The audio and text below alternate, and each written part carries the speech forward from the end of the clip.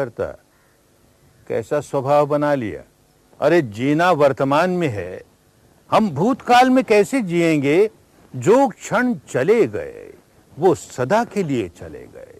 दुनिया की सारी संपदा देकर भी उसे खरीद कर वापस एक बार जीना चाहें, असंभव है, गया। और भविष्य जब तक वर्तमान नहीं बनेगा हम उसमें कैसे जिएंगे। जीना वर्तमान में है और देखो कैसी आदत बना ली कि जब देखो तब भूतकाल, जब देखो तब भविष्य। ओ तो जीना नहीं आया, जीने की कला नहीं आई। तो सांस को देखते देखते ये जीने की कला सीख रहे हैं। भाई वर्तमान में आ जा, इस क्षण की जो सच्चाई है उसके साथ रहे। फिर भटक गया, फिर इस क्षण की सच्चाई, फिर भटक गया। ये एक बात समझ में आई अनुभूति पर। और एक बात समझ में आई कि जब जब भूतकाल में गया या भविष्य में गया किस तरह के चिंतन चले। तो देखेगा दो ही तरह के चिंतन चले। कोई बात याद आई, पुरानी बात याद आई, तो या तो बड़ी प्रिय और या अप्रिय। भविष्य का कोई चिंतन चला तो या तो प्रिय या अप्रिय। तो देखता है कि जब जब कोई प्रिय चिंतन चला, भूतकाल का हो या भविष्य का हो, बड़ा सुखद लगा, बड़ा सुखद लगा।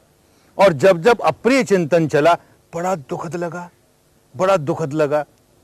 तो ध्यान से देखेगा तो ये बात प्रकट होगी कि जब जब सुखद लगा, कोई भी चिंतन भूतकाल का कि भविष्य का सुखद लगा, तो मानस के एक हिस्से ने प्रतिक्रिया करनी शुरू की, चाहिए चाहिए चाहिए, ये तो और चाहिए, ये तो और चाहिए।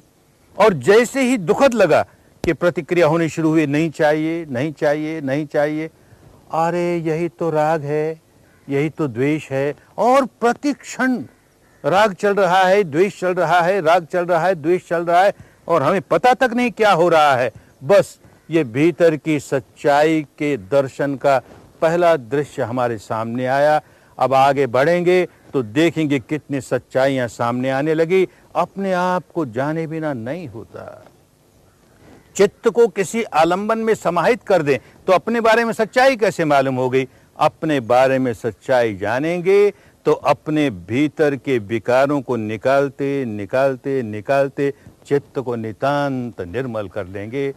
मंगल तो इसी में समाया हुआ है, भला तो इसी में समाया हुआ है। जितना जितना चित्त निर्मल होता चला जाएगा उतना उतना मंगल होगा, उतना उतना कल्याण होगा। सबका मंगल हो, सबका कल्याण।